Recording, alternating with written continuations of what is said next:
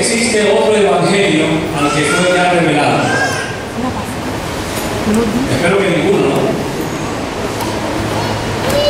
Pero, ¿por qué hay entonces muchas personas hoy en día en las calles, en la misma internet, que pretenden, y digo pretenden, solamente presentar un evangelio diferente al de Cristo?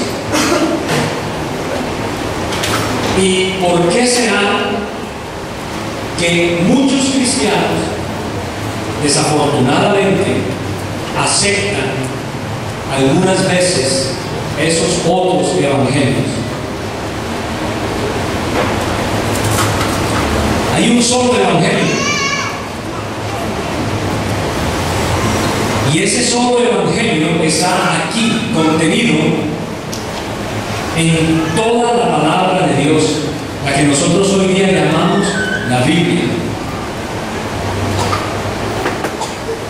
Cuando un cristiano, en la experiencia que he tenido a través del ministerio, y siempre lo aconsejo, no tiene la experiencia para poder presentar una defensa del Evangelio de Cristo, mi primer consejo es: vaya enseguida donde su pastor, coméntele a él lo que le está pasando, dígale que han habido una serie de personas que lo han estado o la han estado visitando en su casa, que están trayendo una enseñanza diferente a la que usted, pastor, nos ha enseñado aquí durante estos años o durante el tiempo que tengas de congregar.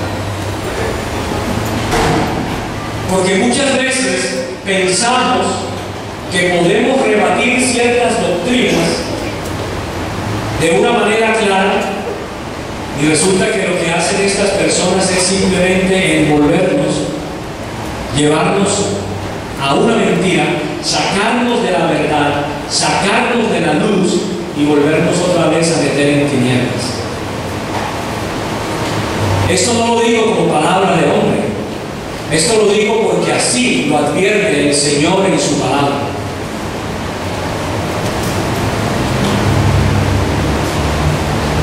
En uno de los cursos que estuve dictando acerca de escuela presencial de apologética, porque nosotros enseñamos esto a través de nuestro ministerio,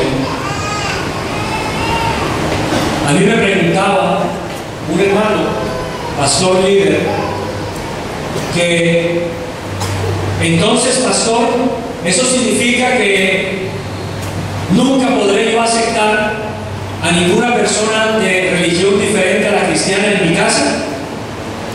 ¿O será que eso significa que nunca jamás podré leer un libro que sea contrario a la Biblia?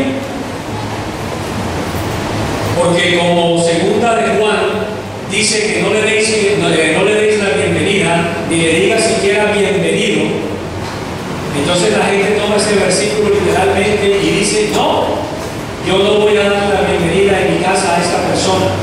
Pero cuando tú miras el contexto, tú te estás dando cuenta, como yo le dije al pastor de líderes, le dije posteriormente, le dije: mire, pastor, ¿sabe algo?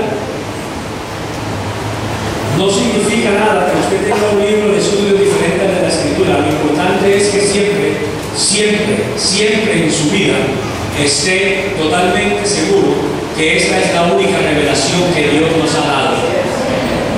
¿Y qué significa eso de bienvenido? Entonces yo le ponía este ejemplo. Como apologista o apologeta que soy,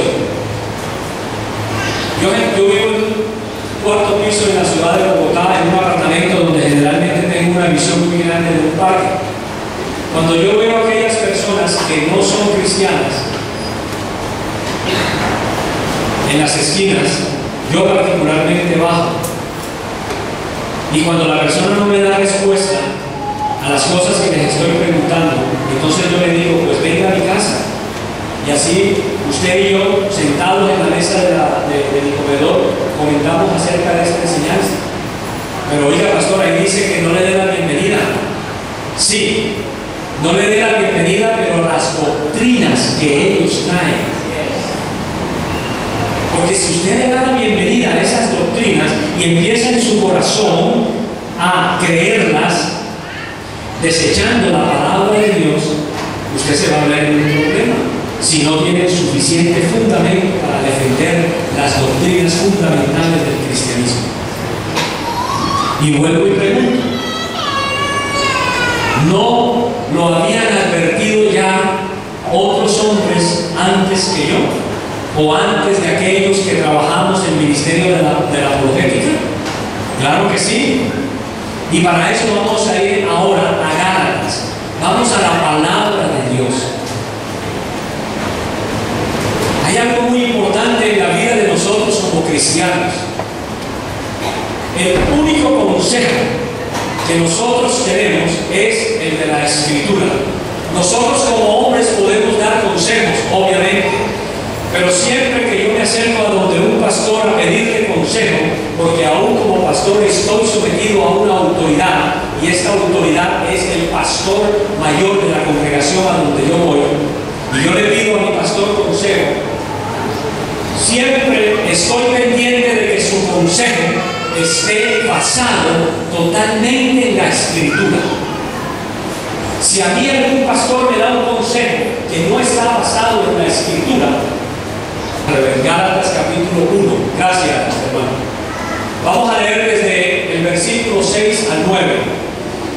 Ahí ustedes tienen la versión Reina Valera, que es la que primero voy a leer, para que podamos entender un par de conceptos de una traducción aún más sencilla, que nos van a ayudar a entender ciertas palabras. Dice así la palabra de Dios: estoy maravillado de que tan pronto os hayáis alejado del que os llamó por la gracia de Cristo para seguir un evangelio diferente. No que haya otro, sino que hay algunos que os perturban y quieren pervertir el evangelio de Cristo. Mas si aún nosotros o un ángel del cielo os anunciare otro evangelio diferente del que os hemos anunciado, sean anatema. En la versión actual, y esto es otra cosa, quiero hacer un paréntesis aquí, hermanos, nosotros debemos, como cristianos, como hijos de Dios, primeramente, estudiar la Escritura, tener siempre, si es posible, unas 2 o 3 versiones para ver qué es lo que realmente se está diluyendo hoy en día en el Evangelio. Resulta que esta versión dice así: me asombra, está hablando el apóstol, que tan pronto se hayan alejado ustedes del que los llamó por la gracia de Cristo para seguir un evangelio diferente. No que haya otro evangelio, sino que hay algunos que los perturban a ustedes y quieren pervertir el evangelio de Cristo. Pero si aún nosotros o un ángel del cielo, es muy similar, les anuncia otro evangelio diferente del que les hemos anunciado, queden bajo maldición. Eso es lo que significa la palabra anatema. La palabra anatema significa quedar o estar bajo maldición. Y el último versículo dice: como antes lo hemos dicho, también ahora lo repito. Y vuelve el apóstol Pablo a repetirlo: si alguno les predica un evangelio diferente del que han recibido, quede bajo maldición. Los Gálatas estaban experimentando una serie de problemas en esta congregación, y son problemas que actualmente también acontecen en muchas congregaciones. Estaban siendo perturbados. Habían personas que se acercaban a donde los Gálatas, como hoy en día alguien o alguno se puede acercar a alguno de ustedes y decirle: oye, ¿pero qué evangelio estás escuchando allá? No, ese no es el evangelio. Mira, yo te voy a enseñar otro evangelio. Te voy a enseñar el evangelio que me dan mis líderes. El evangelio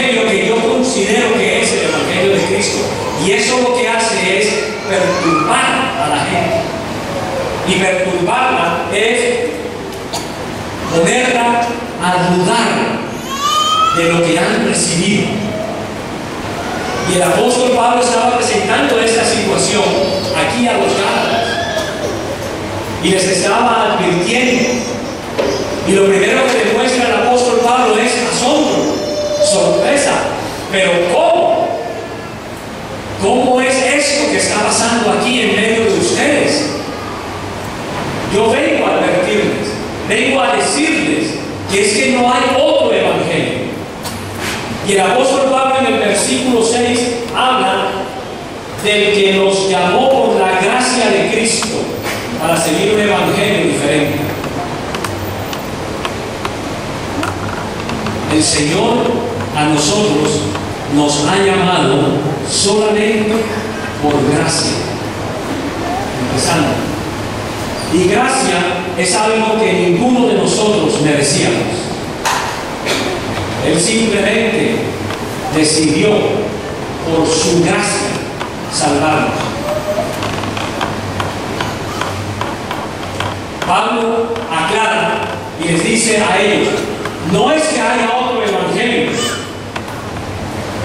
sino que hay personas que son rebeldes. Tú sabes que los perturbadores son rebeldes. Los perturbadores, por ejemplo, del orden, son simplemente personas rebeldes.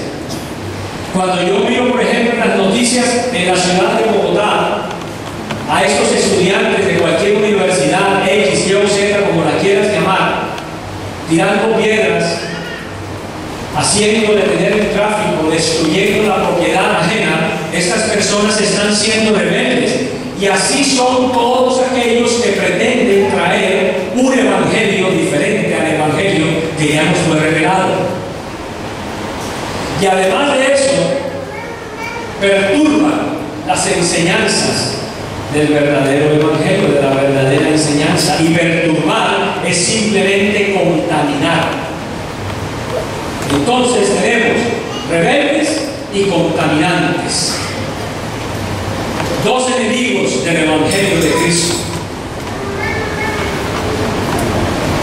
¿Y quiénes son esas personas que son rebeldes al evangelio de Cristo, que contaminan sus enseñanzas y las degeneran o las pervierten?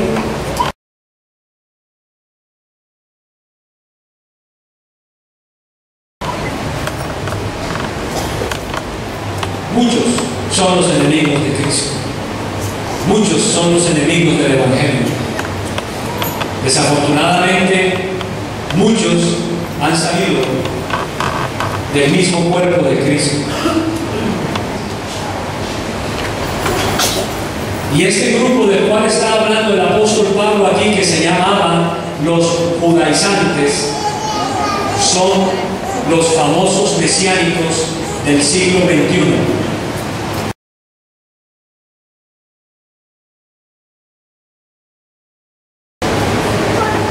Son exactamente iguales.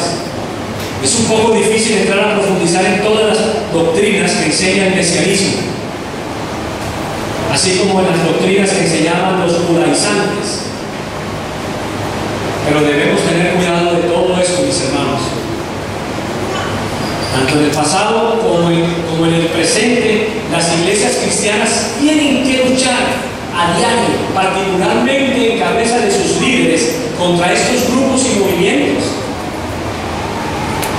que lo único que vienen a hacer es a causar divisiones dentro de su pueblo.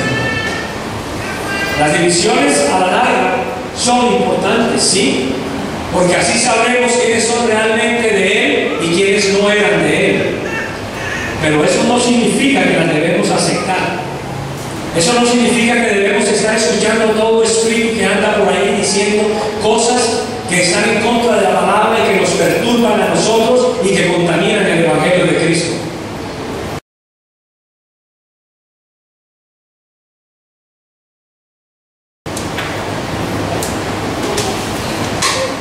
Pero, ¿quiénes son estos mesiánicos hoy en día, los judaizantes del principio o del inicio de la iglesia cristiana? ¿De dónde vienen? ¿Cuál es su verdadero origen? ¿Qué enseña? ¿Qué practica? ¿Son realmente seguidores del Evangelio de Cristo como lo somos nosotros? Esas preguntas las voy a responder en el transcurso de mi enseñanza, para que aprendamos a reconocerlos. Y si vuelvo y repito, y si no tienes la suficiente doctrina todavía, ven a donde el pastor, dile: pastor, allá hay unos perturbadores, allá están contaminando el Evangelio, han llegado a mi casa diciéndome esto y esto y esto y esto y aquello, y yo quiero que usted me acompañe y los vamos a confrontar. Pero sabes, a veces el pueblo cristiano se acobarda, nos encerramos en lo que hemos estado diseñando y de ese círculo ahí estamos, no queremos salir. Cuando nuestro Señor Jesucristo inició su ministerio en la tierra, le tocó enfrentar a estos líderes religiosos, a los fariseos, a los saduceos. Y todos sabemos cómo estos grupos se opusieron totalmente a nuestro Señor Jesús. ¿Y sabes de qué descendencia eran estos hombres? Eran judíos. Los de su misma etnia les estaban haciendo la oposición al Señor. Hubo muchos que sí aceptaron al Mesías, pero otros no. Y aquellos que no aceptaron al Mesías deseaban inclusive hasta matarlo, porque Jesús le tocó escapar un par de veces para evitar que lo mataran. Pero él sabía que su hora no había llegado y él sabía cuál era el momento preciso en que él iba a morir. Entonces, aún al mismo Jesús le hicieron oposición. Y esos judíos de hace casi 2000 años son los mismos judíos que hoy en día están perturbando el Evangelio de Cristo. No hay ninguna diferencia. Yo siempre he dicho a los grupos no cristianos: si alguna vez Cristo volviera a caminar sobre esta tierra, lo volveríamos a crucificar. No te hagas diferente a los de hace 2000 años. La misma religiosidad que acompañó a los hombres que mataron a nuestro Señor, hoy en día también está en el mundo.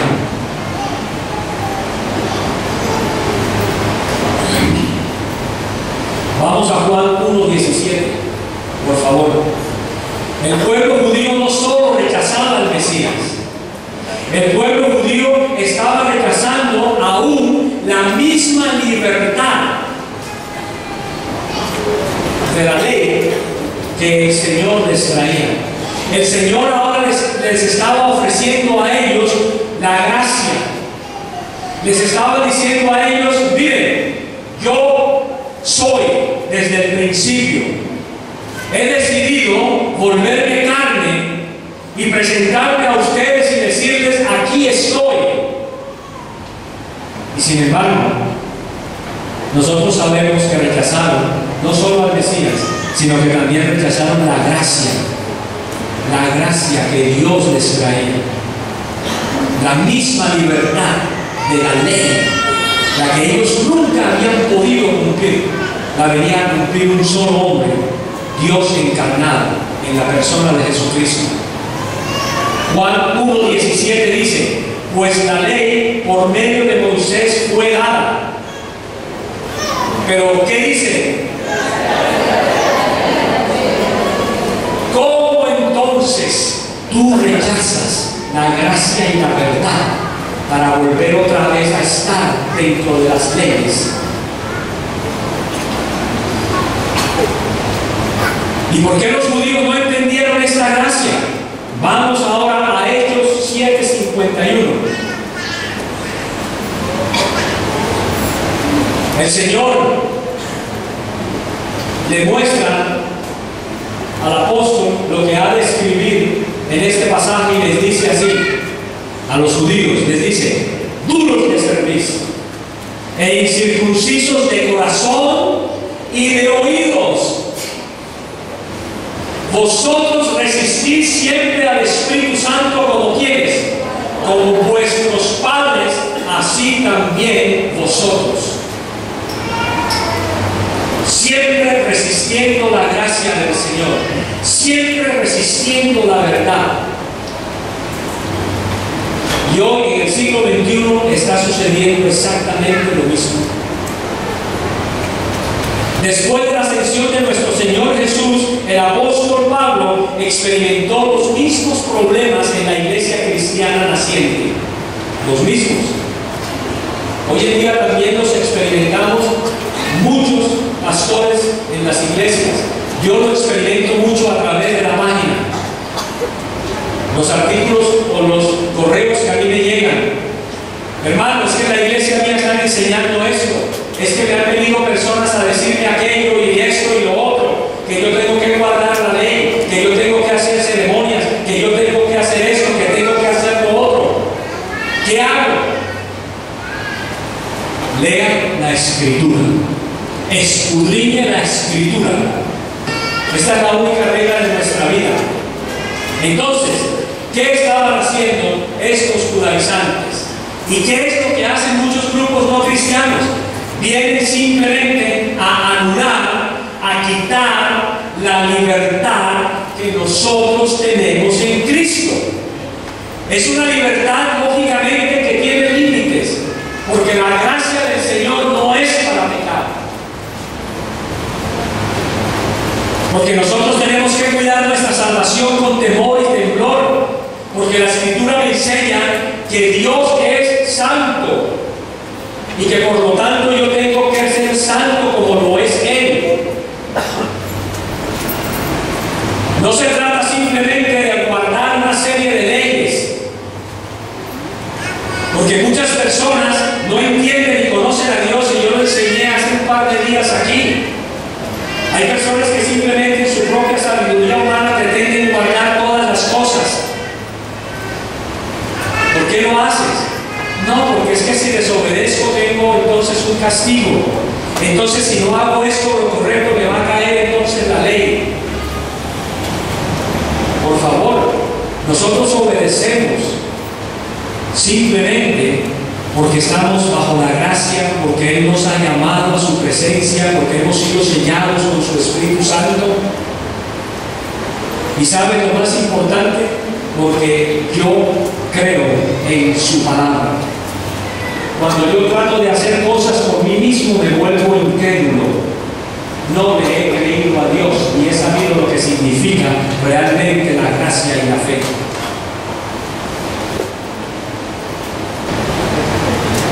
Voy a revisar con ustedes los siguientes pasajes.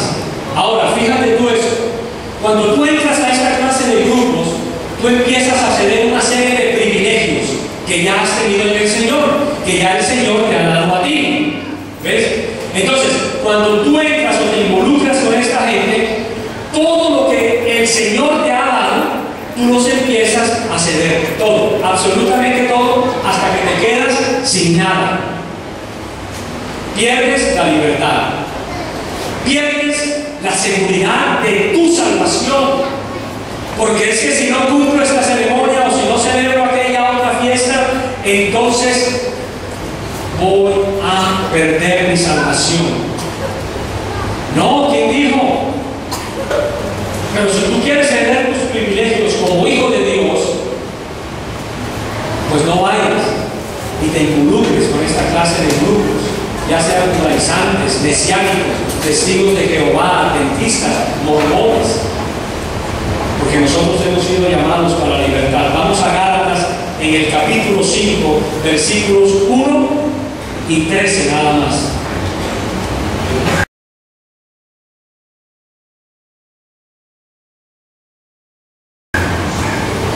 Entonces, ¿qué debo hacer yo como cristiano?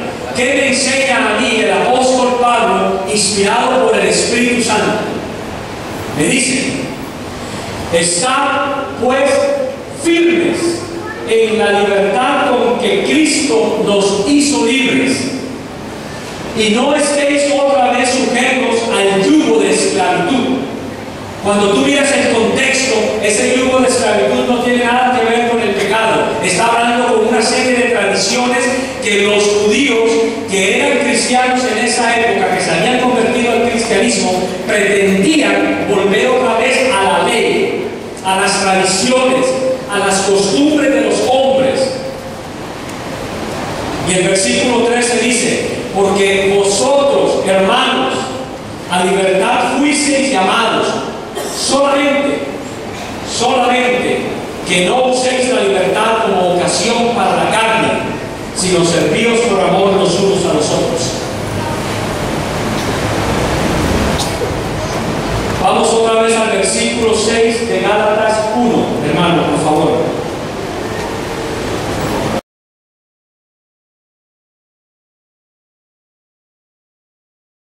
Estoy maravillado de que tan pronto os hayáis alejado del que os llamó por la gracia de Cristo para seguir un evangelio diferente. Gracia, esta palabra en la que me voy a concentrar en estos próximos minutos, y se las voy a volver a recordar.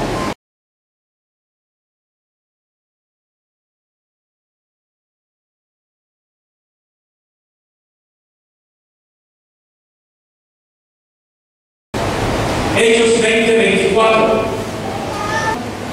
Pero de ninguna cosa hago caso, ni estimo preciosa mi vida para mí mismo, con tal que acabe mi carrera con gozo y el ministerio que recibí del Señor Jesús para dar testimonio ¿de qué? Del Evangelio de la gracia de Dios. Romanos 12:3. Todo lo que nosotros como cristianos hacemos, todo lo que nosotros debemos hacer es simplemente por una cosa. Ahí lo dice la primera parte del versículo. Digo, pues, por la gracia que me es dada. La gracia no viene del hombre. La fe no es del hombre. El autor y el consumador de nuestra fe se llama Jesucristo. Y desde el mismo Antiguo Testamento, la segunda persona de la Trinidad se manifestó en el huerto del Edén. No solo en la creación, sino en el sacrificio que Dios el Padre hizo de ese cordero, que prefiguraba el cordero que murió en la cruz del Calvario por los pecados de toda la humanidad. Entonces, todo aquel que pretende por sus obras sostenerse, no ha entendido lo que es recibir gratuitamente la gracia del Señor. Gálatas 2:16.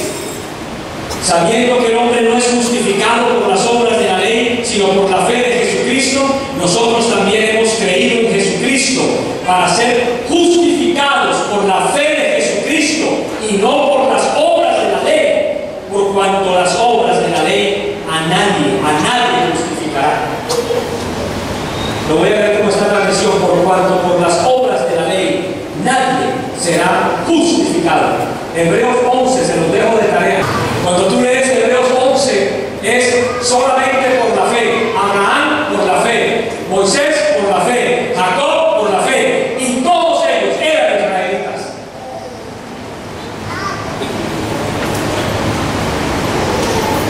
Y tres advertencias, y con esto termino. Vamos al versículo 8, hermano, por favor, de Gálatas 1.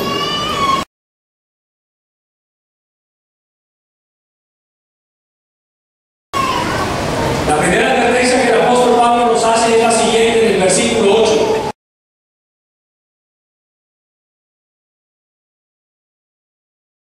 Mas si aún nosotros o un ángel del cielo os anunciare otro evangelio diferente del que os hemos anunciado, sea anatema. Pero si aún nosotros, es un imperativo, pero si aún nosotros o alguien dentro de la congregación o un pastor les predica a ustedes un evangelio diferente, sea anatema. Entonces la advertencia claramente nos está indicando que nosotros no podemos anunciar un evangelio diferente, y si lo anunciamos, simple y llanamente somos malditos.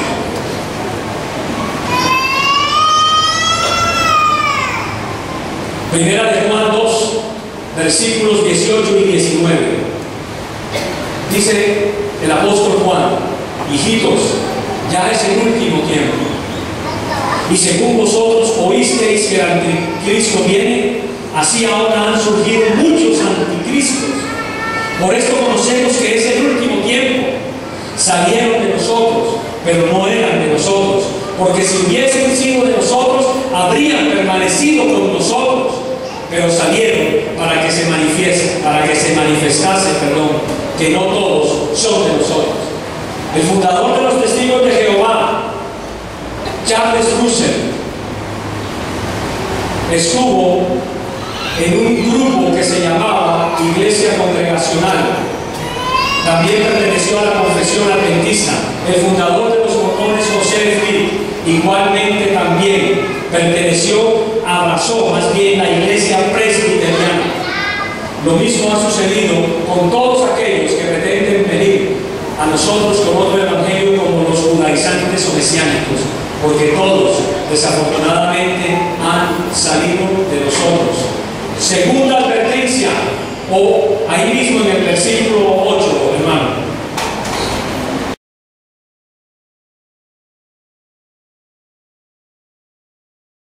Deja el versículo 8, porque la segunda advertencia viene contra un ángel.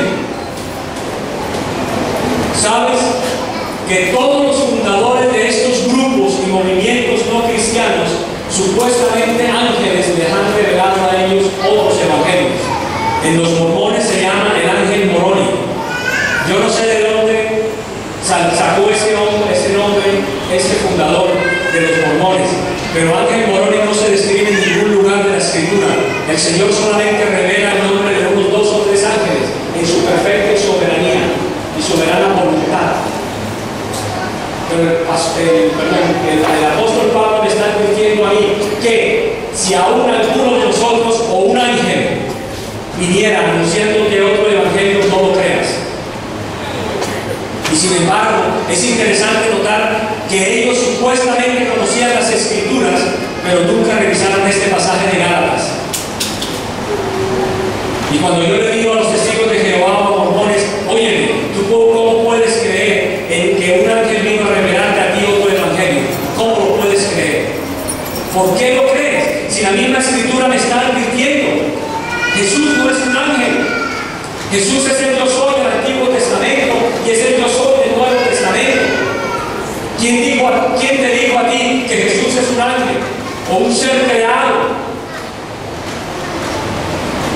La persona de Jesús sí fue un ser creado como tal, porque nació de una mujer, pero de simiente incorruptible. El Espíritu Santo puso esa simiente en el vientre de María y de ahí salió Jesús, nuestro Salvador. Ninguno de nosotros ha nacido como la simiente de Dios, pero sin embargo en nosotros tenemos la simiente incorruptible, ¿cierto? Pero nunca seremos Dios, ni nunca seremos Jesús. Que sí vamos a crecer a la estatura de Él, sí, y que tendremos la mente de Cristo también, pero es un proceso largo. Y última advertencia, ahí mismo en el versículo 8: quede bajo maldición.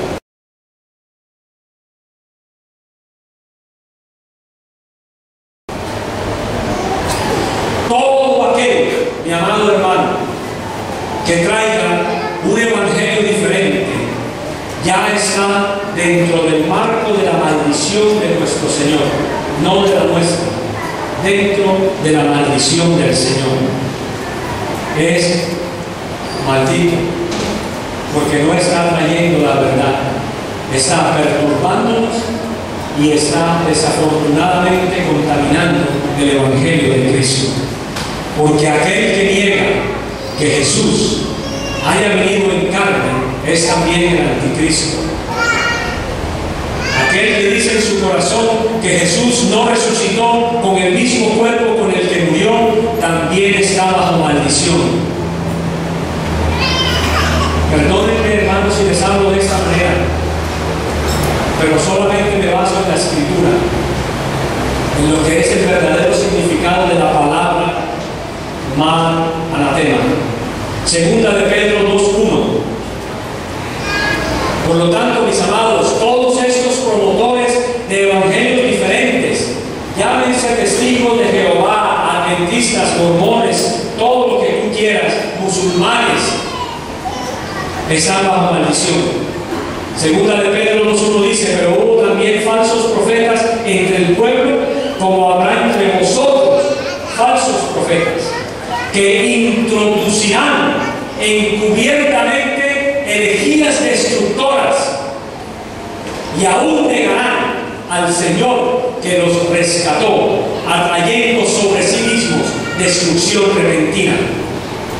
Y primera de Juan 4:1 dice: amados, no creáis a todo espíritu, sino probad los espíritus para ver si son de Dios, porque muchos falsos profetas han salido por el mundo. Y con estos 3 puntos termino en mi conclusión. 1. No le des la bienvenida a doctrinas que no son cristianas. No le des la bienvenida a esas doctrinas, porque sin darte cuenta te involucrarás en ellas y dejarás la gracia, dejarás la fe y seguirás a falsos dioses. 2. Ten cuidado de esas falsas manifestaciones de piedad, o más bien de falsa piedad, de algunas de estas personas en estos grupos no cristianos.